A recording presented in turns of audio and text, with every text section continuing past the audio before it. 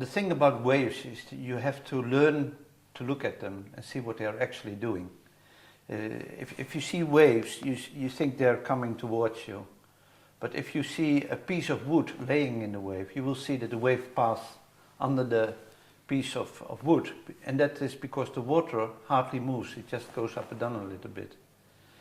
The best thing I can explain is if you would put in the wave, if you would look from the side, if you would put two plates, two pieces of wood, you know, bread like that, and another one here, and they would be connected at the seabed so that they can move, an upside down swing. And if you would have water here, and if the wave would come up, what you would see is that this piece here, it comes up a little bit. And what happens is, as it comes up, this water is going to move. So this one is going to move here until the water level gets down again, because there's no wall here, it can swing.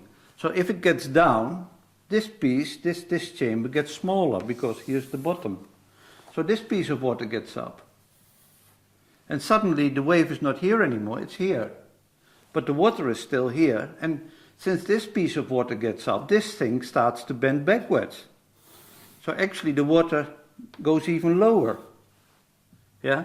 And then this one, it pushes this one again. So this one gets low and this one gets up. So the wave moves that way, but the water stays just between the wooden breads.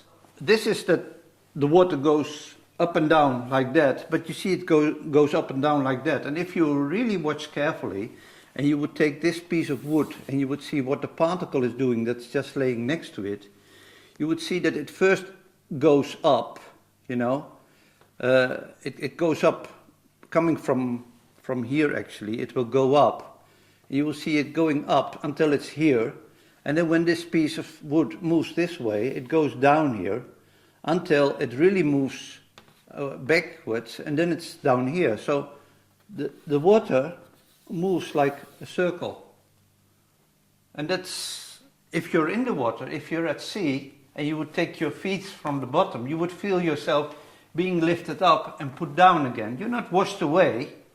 You only feel the strong water coming towards you when you try to stand and front the water. Then you're being pushed away. But if you just lift yourself up, you will be very gentle, taken away and taken back to the same position again. And that's what's happening with the wave. The thing is with waves, what we want to do, we want to get energy out of them. So we need really to understand what kind of waves are there, how do they behave, how do they look like, what can you expect from these waves. And when the people went with the ships over the ocean, they already experienced there are different kind of waves. Sometimes they came into areas on the ocean, there was no wind at all. And the sea was moving like, like there was a monster down there or something pushing it up.